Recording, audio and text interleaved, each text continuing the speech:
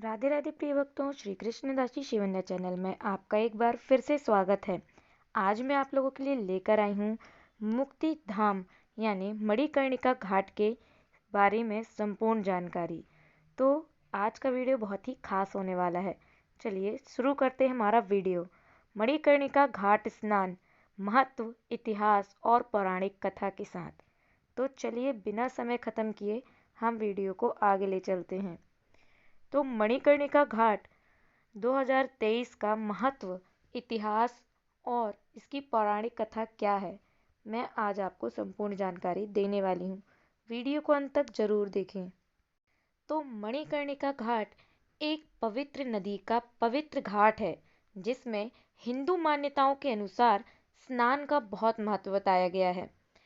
मान्यताओं के अनुसार क्यों है ये पवित्र घाट और क्यों है इतना महत्व और कैसे इस घाट का नाम मणिकर्णिका पड़ा, इस बात की जानकारी मैं आपको इस वीडियो में बताने वाली हूँ। तो मणिकर्णिका घाट बनारस का यानी वाराणसी का बहुत प्रसिद्ध घाट है। हिंदू धर्म में इस घाट पर स्नान करना बहुत पुण्य का काम माना जाता है। काशी में ये एक सबसे प्रसिद्ध शमशान घाट में से एक है। इस घाट पर बैकुंठ चतुर्दशी के दिन स्नान का बहुत ही खास महत्व है। मणिकर्णिका घाट मशहूर शमशान घाट में से एक है। ये समस्त भारत में प्रसिद्ध है। यहाँ पर शिव जी और माँ दुर्गा का प्रसिद्ध मंदिर भी है, जिसका निर्माण मगध के राजा ने करवाया था। मणिकर्णिका घाट का इतिहास बहुत पुराना है। कई राज इस घाट से जुड़े हुए हैं। कहते हैं यहाँ की चिता की आग कभी शांत नहीं होती है। हर रोज यहाँ 300 से ज्यादा मुर्दों को जलाया जाता है। यहाँ पर जलाए गए इंसान को सीधे मोक्ष मिलता है। मणिकर्णिका घाट पर जलाने के लिए पहले लोगों को पैसे देने पड़ते हैं, तब वहाँ पर चिता मुहैया कराई जाती है। यहाँ पर फ्री में कोई चिता नहीं जला सकता है। इस घाट में 3000 साल से भी ज़्यादा समय से ये कार्य होते आ रहे हैं। बनारस के मणिकर्णिका घाट में अंतिम संस्कार का कार्य डोम जाति के द्वारा होता है। पहले लोग अपनी खुशी से इनको दान दक्षिणा दिया करते थे। एक बार जब राजा हरिश्चंद्र अपनी किसी प्रतिज्ञा को पूरा करने के लिए अपना राजपाट छोड़ एक साधारण गरीब इंसान की तरह जीवन व्यतीत कर रहे थे, उस समय उनके बेटे की मृत्यु हो गई और मणिकर्णिका घाट में अंतिम संस्कार में दान देने के लिए भी उनके पास पैसे नहीं थे।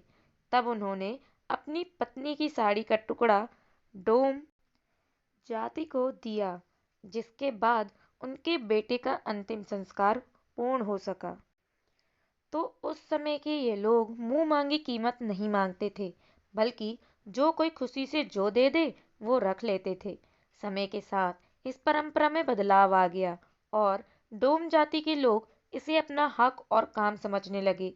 धीरे धीरे लोगों ने इस अपना धंधा बना लिया और बकायदा एक व्यवसाय की तरह काम करने लगे। डोम जाति के लोग अब इस घाट के चारों ओर फैले हुए हैं, जो आती जाती सभी शव यात्रा पर नजर लगाए रहते हैं। वे इन्हें देखकर समझ जाते हैं कि ये पैसे वाले हैं कि नहीं। फिर उसी हिसाब से चिता की कीमत लगाई जाती है। मरने के बाद भी लोग इंसान को शांति से नहीं जाने देते। डोम जाति के लोग कहते हैं कि पहले के जमाने में जब राजा महाराजा और बड़े आदमी की शव यात्रा यहाँ आती है, तो इन्हें बहुत बड़े बड़े दान मिलते थे। लोग सोने चांदी जमीन इनके नाम कर देते थे और ऐसे ही बड़े आदमियों ने इनकी नीयत खराब कर दी है, जिसके बाद ये लोग इसे बड़े व्यवसाय के रूप में ही देखने लगे हैं।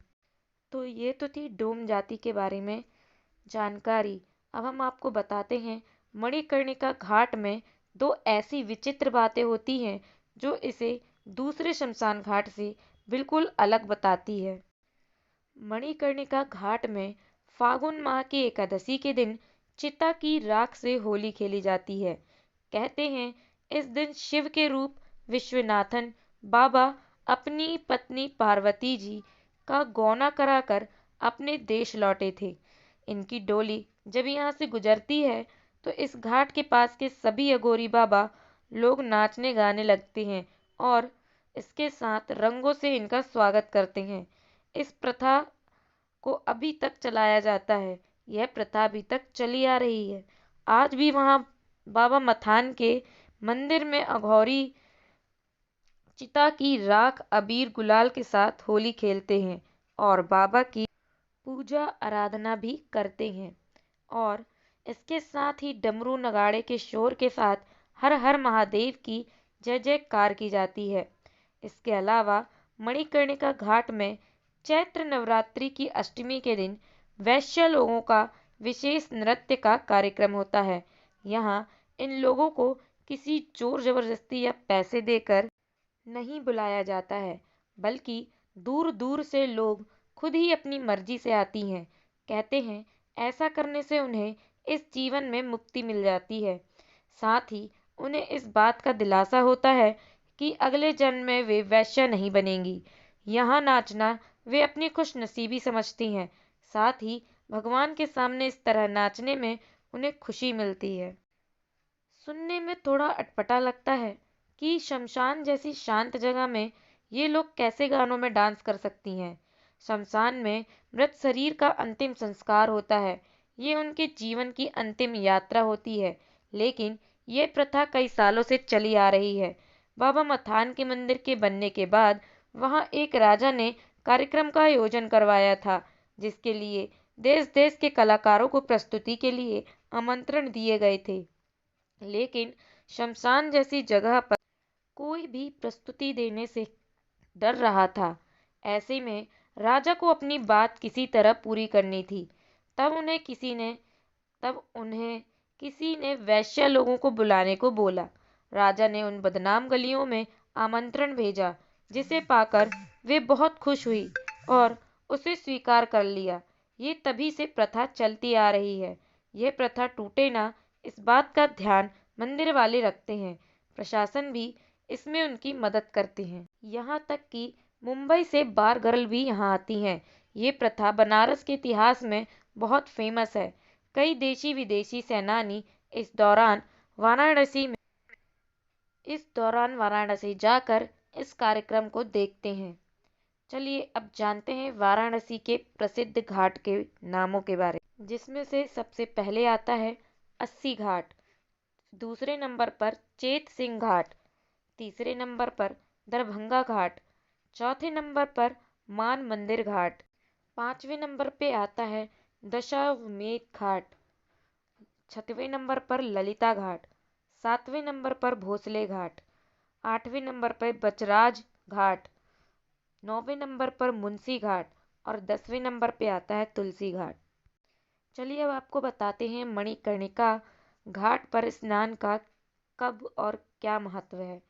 तो प्रतिवर्ष बैकुंठ चतुर्दशी कार्तिक माह शुक्ल पक्ष की चौदस के दिन मणिकर्णिका घाट पर स्नान का महत्व बताया गया है। इस दिन घाट पर स्नान से पाप से मुक्ति मिलती है। इस वर्ष में 2023 में यह स्नान 25 नवंबर को किया जाएगा। मणिकर्णिका घाट में बैकुंठ चौदस के दिन श्रद्धालु रात्रि के तीसरे पहर स्नान करने आते हैं। कार्तिक माह का विशेष महत्व होने के कारण इस घाट पर भक्तों का तांता लगा रहता है। चलिए अब जानते हैं मणिकर्णिका घाट के इतिहास के बारे में।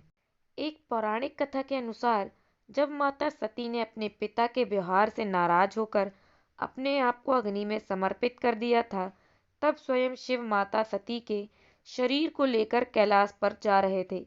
तब उनके शरीर का एक एक हिस्सा पृथ्वी पर गिर रहा था। कहते हैं उन सभी स्थानों पर शक्ति पीठ की स्थापना की गई है। इस प्रकार पृथ्वी पर 51 शक्तिपीठ हैं। उसी समय माता सती के कान का कुंडल वाराणसी के इस घाट पर गिर जाता है। तभी से इस घाट को मणिकर्णिका के नाम से जाना जाता है। इसके अलावा एक और कथा कही जाती है। एक बार जब भगवान शिव हजारों साल का योग निद्रा में थे, तब विष्णु जी ने अपने चक्र से एक कुंड को बनाया था, जहां भगवान शिव ने तपस्या से उठने के बाद स्नान किया था और इस स्थान पर उनके कान का कुंड खो गया था, जो आज तक नहीं मिला। तब से ही उस कुंड का नाम मणिकर्णिका घाट पड़ गया। ऐसा कहा जाता है आज भी इस स्थान पर जिसका दाह संस्कार किया जाता है उससे पूछा जाता है कि क्या उसने भगवान शिव के कान के कुंडल को देखा। तो ये तो थी पौराणिक कथाएं। अब हम आपको बताते हैं मणिकर्णिका घाट स्नान का क्या महत्व है।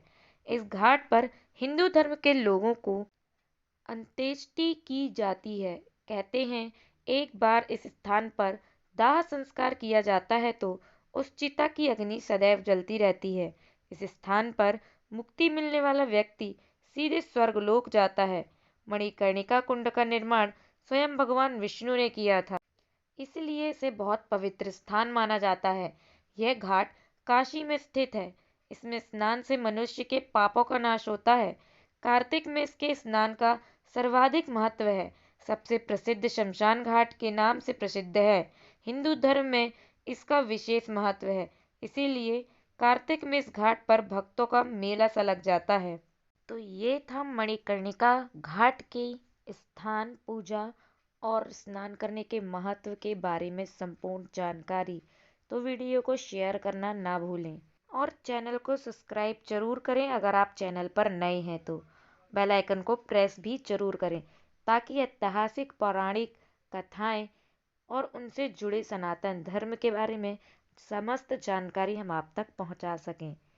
तो आज की वीडियो के लिए बस इतना ही। अगर आपको वीडियो पसंद आई हो तो वीडियो को लाइक शेयर कमेंट ज़रूर करें और जितना हो सके उतना शेयर ज़रूर करें। चैनल को सब्सक्राइब करें। राधे राधे, जय श्री कृष्ण।